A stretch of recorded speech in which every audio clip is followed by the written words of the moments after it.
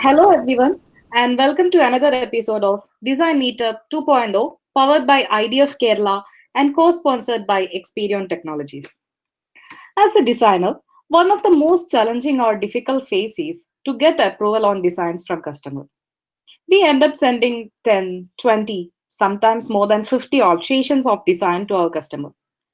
So, is there any secret recipe for that? Today, we are going to see how to impress customers while we hand over our design deliverables.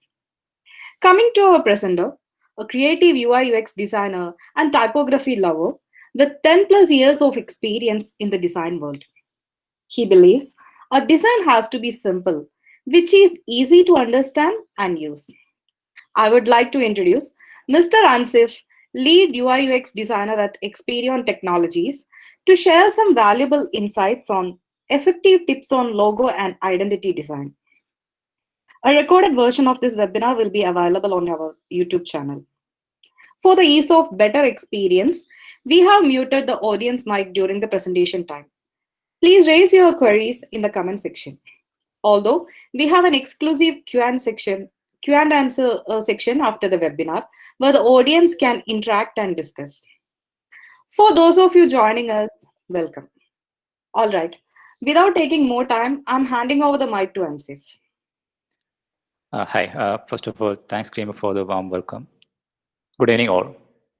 Hope I'm audible and slides are visible. So today, I would like to share some thoughts on logo and identity design. That's how we can impress a customer by presenting them the logos that we created in an effective way. Here, what I'm sharing is from my experience and adopted from some awesome designs as well. All right. As you know, simply a logo can be described as the face of a company. It may be the first thing that a potential customer notices a particular business or a brand.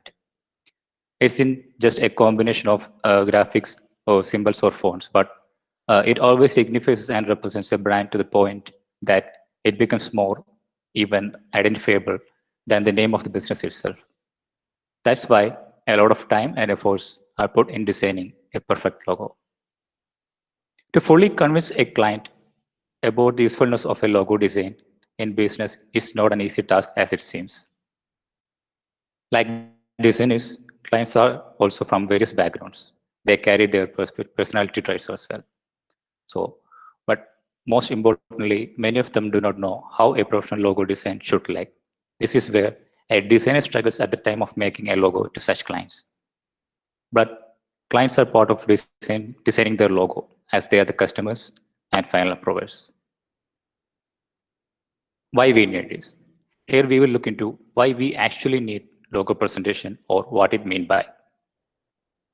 Presenting logo is a science, not an art. So by learning this presentation methodology, you will be able to sell your logo design easier to the prospective clients. Remember, like if the logo is a product, then presentation is the packaging. All right, here you can see how the product is presented with a nice packaging, and it reflects its quality without any question. A similar method we can apply for logo design that is present in its best way. Let's see two approaches as an example.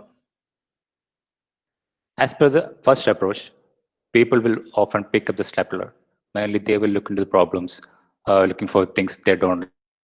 But then they will start suggesting ideas of their own based on personal preference. So, and asking what do you think is a presentation killer? So avoid it.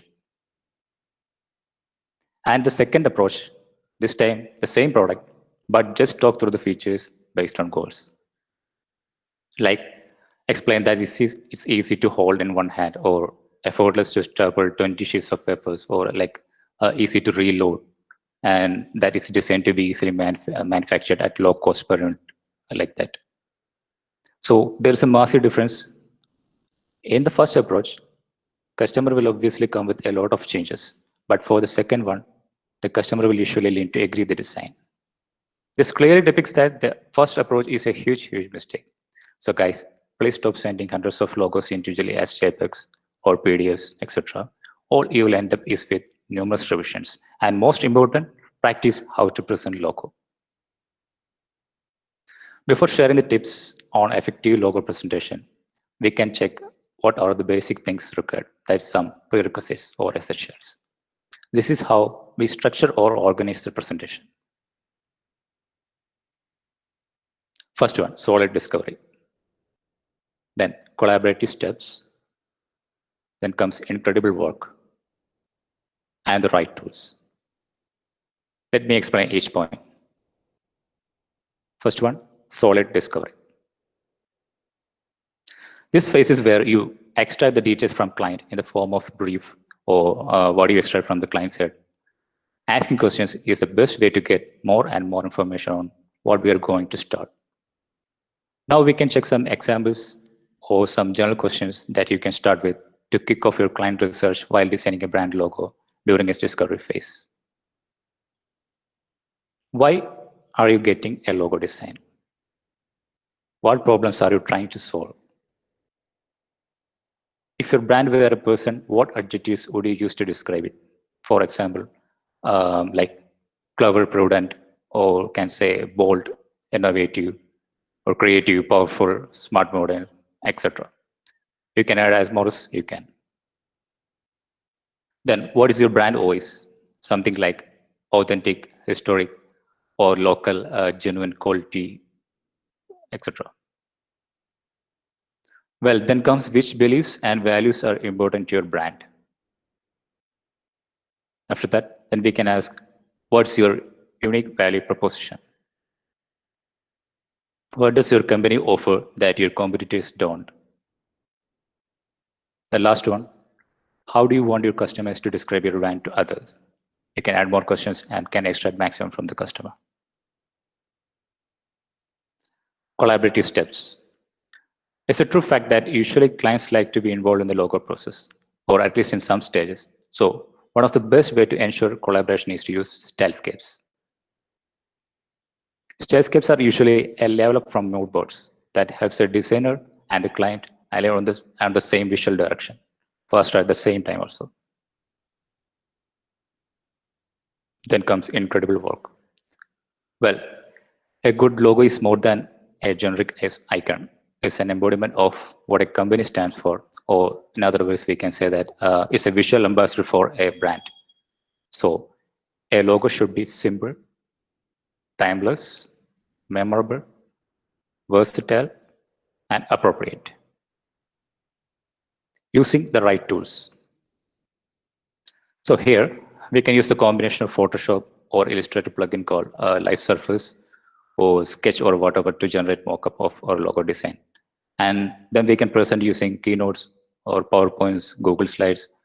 Even there are some online tools as well, like PDF Flipsnack, Peppertrends, etc.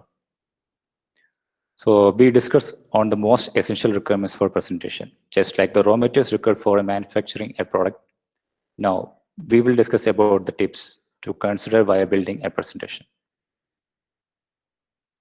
A clear design brief. Always start with a detailed design brief. If the client doesn't provide you with one, create your own by asking the right questions. Once you have created the brief, get the client to approve this before starting anything. This approach ensures that both the client and designer are on the same page from the outset and creates a framework for presenting the designs later on this process. Step 2, design with goals in mind. Think about the visual solution that meet strategic goals.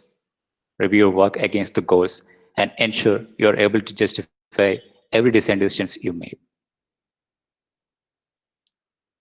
Then comes step 3, review insight from discovery.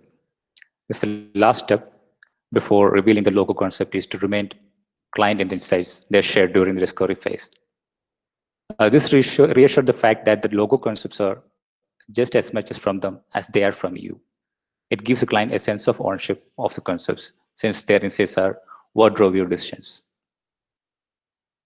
Step 4 is presenting the logo.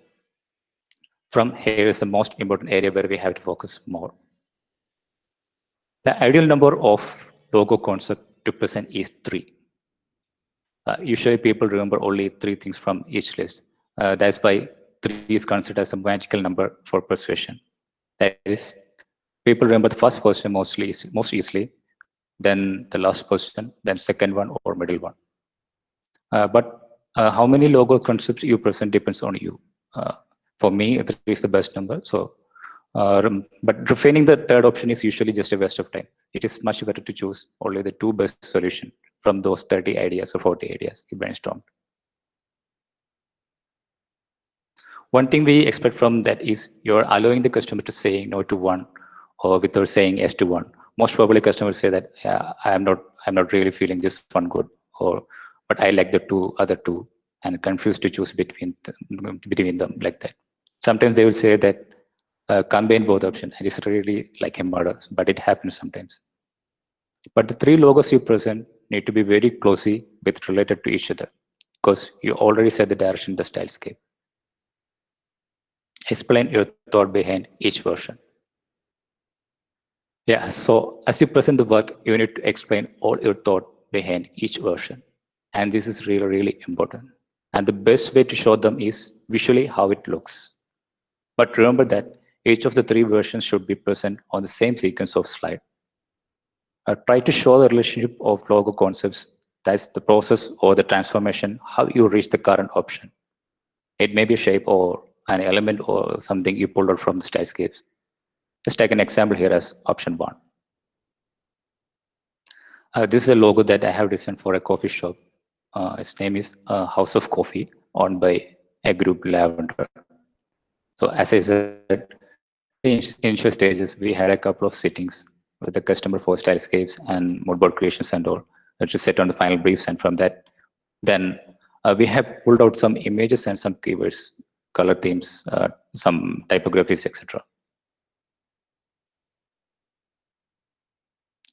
And we sorted the elements like coaster, spoons, spatula, knife, cups, and all this from the stylescapes, and set the coffee brown as the base color and a color similar to latte cream for fonts. Then we choose font, something reflects the coffee stain, and say script type 1, which was from the adjectives during the discovery phase. And the result was here. We have combined those elements. Now we can show the customer the process or the transformation, how I reach here, or what the idea behind the option, and it's pretty clear. First slide of the presentation. Isolate the logo on white. Place the logo at the center of the page with a large negative space around. This allows the customer to focus on the logo clearly and is really visible and feels minimal. Second slide, split screen, one color logo. This is really important because the goal here is to demonstrate how the logo looks in white background and the black BG, as without any assistance from other colors. The third one, show the transformation or idea. As we already discussed, here we try to show that we have combined coasters, coffee cups, spoons, spatula, and coffee mugs, etc. to create the first option. So you can visually show the customer how you end up with this option or the transformation or idea. Use mockups. Now present your logo design with real-life examples or practical solutions. That is mockups. Show the customer how the logo will look on their products. By doing this, we are letting the customer know how their logo appearing on digital or print or other marketing collaterals. And the first slide is standard mockups. What I mean by standard mockup is the useful tools to give a glimpse of final product that people can purchase seriously. For example, stationery designs like business cards or letterheads, envelopes, etc. These are things the customers expect to see their logos on usually. It's crucially important to draw elements from your discovery or stylescapes to use these mockups. First slide, small format mockups. It's usually a collection of small formats like pencil and wax seals, mobile screens, cufflinks, etc. Here, what we showed is sugar sachets, napkin, uniforms, cups, and all. The sixth slide, we can place large format mockups. Large format mockups are some collections of large signboards or hoardings, movies, billboards. It can be interior walls or big posters or something. And seventh one, motifs. It's a decorative image or element, or it can be a design, especially a repeated one that forming a pattern. That's are things we extracted from the logo options we created or from the stylescapes. So finally, you need to wrap up the version 1. 8th slide, reversible logo in color background. So in this, place the logo in different color backgrounds that you have started from the stylescapes or the color palettes that you have in mind. It's like closure for the chapter or the version. Then fifth, compare all options. At the end of the presentation, at this stage, you can discuss the options referring to the goals discussed, encouraging the client to seek the most appropriate solution. Ask target questions. Let the client to digest the design first.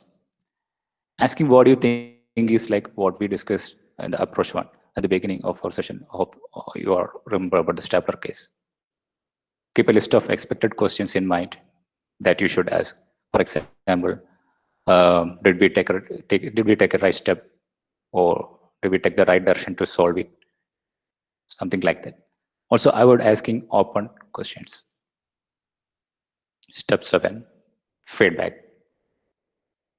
Well, don't expect a feedback at the beginning. Some clients ask many questions and they test your patience. Many of them are difficult with feedbacks. So when you're presenting your logo, stay calm, listen carefully to what they have to say. Remember that the customer understands their business and target audience better than you. Set timeline and expectations. Yeah, from time to time, the client may agree a design at this point, and you can simply prepare the design files accordingly.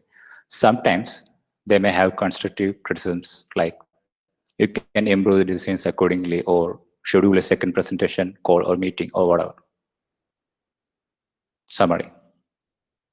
So now we can summarize the points that we discussed in the presentation as: never email logo concepts. Always do live presentation as much as you can. Develop your design vocabulary so you can effectively articulate your concepts. Follow a structured flow for your presentation. Reframe your client's mindset before the reveal. Remind the customer of the objectives and inform them of your strategy. Review the insight from discovery that informed your design decisions. Reveal the logo concepts. Give the ideal number of options, not more than 3, one at a time, and in the context. Ask target questions.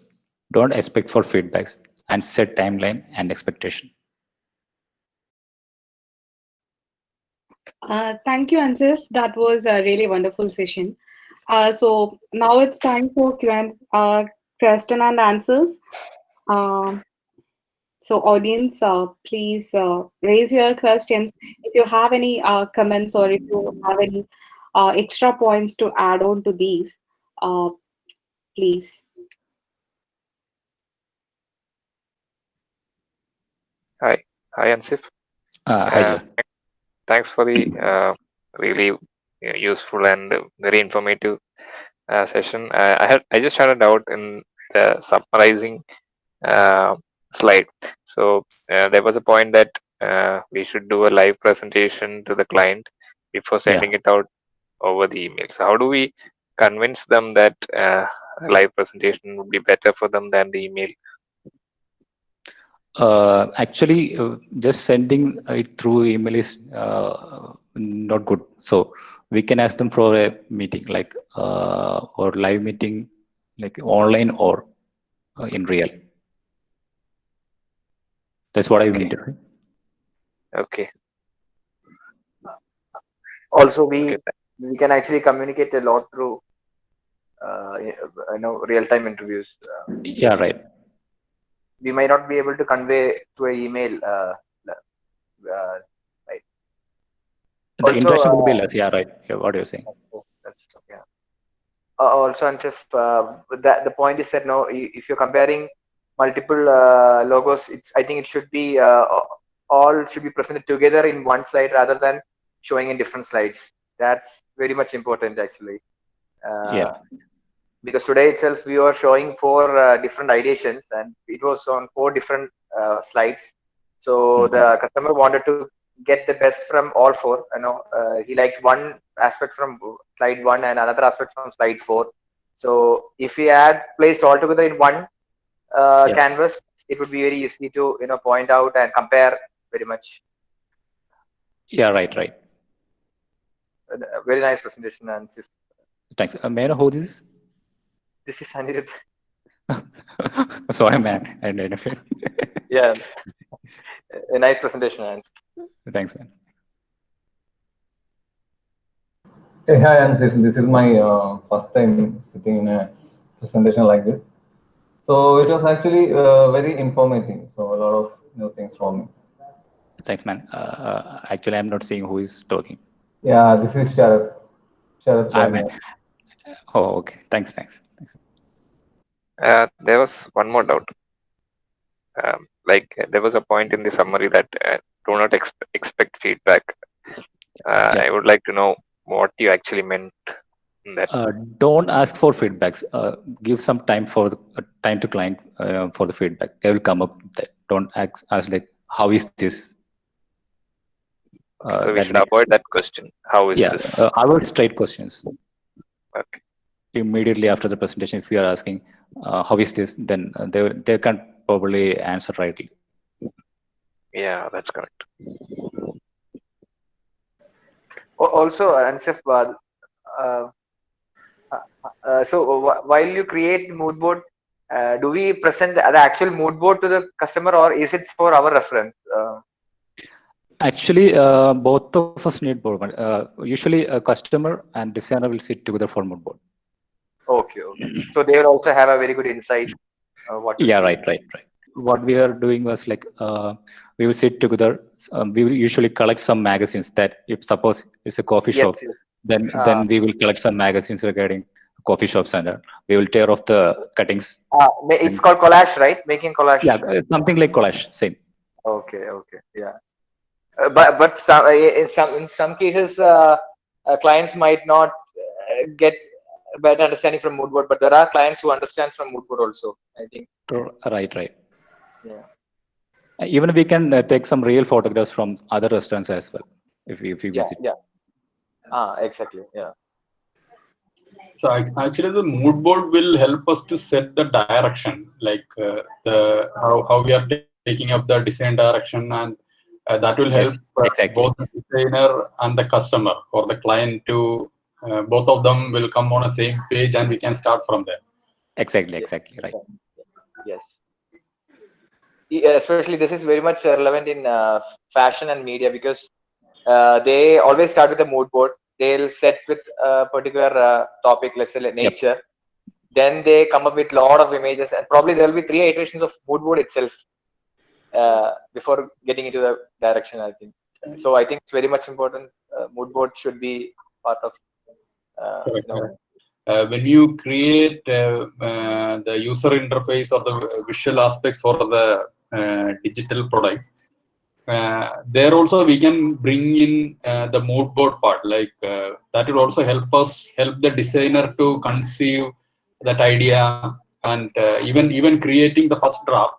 Probably the mood boards will help us to the designer to conceive that idea, as well as we can sell that to or present that with the customer, and we can have an agreement on like how we are taking this forward. So mood board will help in all the aspects, like not just in the logo creation, but even when we create the user interface also. Yeah, it's in all design platforms, I think. Correct. Digital or fashion, automotive, on all fields. Everything. Yeah, product design. I think it's very important. Yeah. So basically, if you have a best good mood board collection, so the designer will get inspired. Like the trigger will probably start from the mood boards, And the So- effort will be less from our side to convince the client. Correct, correct. Hi, Ansif. Sharath here. Hi, Sharad. Yeah. Really wonderful presentation, Ansif. You managed to touch everything what we struggled for months in some 20 minutes or so. It was very compact, and you managed to touch, I mean, all the relevant aspects. No, I can't think of anything you have missed. So that's really great on you. Thanks, man. Thanks for Actually, I expect something from you to add. Actually, it's very, I mean, I couldn't think of anything to add. Okay, so one little doubt that I have is regarding clients who doesn't have an idea to begin with. In the sense, most of them will not be in a position to give us a creative brief, right? It's through our discussions that they really begin to understand what they actually want. Yeah. So, But there are some clients who are designers as well. So we should consider them as well. right. Thank you. Yeah, so if we are done with the Q&A session, then I think let us wind up for today. So I would like to thank each and everyone who took their valuable time from a busy day to attend this webinar, and a special thanks to those participants who actively participated in this Q&A session. So, if you would like to discuss this on a specific topic, or if you have any topic suggestions for our next webinar, please write to us. We are available on social media like Facebook, Twitter, LinkedIn, Instagram, and in Instagram at Idea of Kerala. You can also write us ideaofkerala@hotmail.com. We have an exclusive Idea of Kerala community in Interaction Design Foundation website. So once again, thank you everyone for attending this webinar, and thank you Ansif for the wonderful session. Hope we'll meet all of you next week at the same time with another webinar. Till that, stay safe and stay connected. Thank you.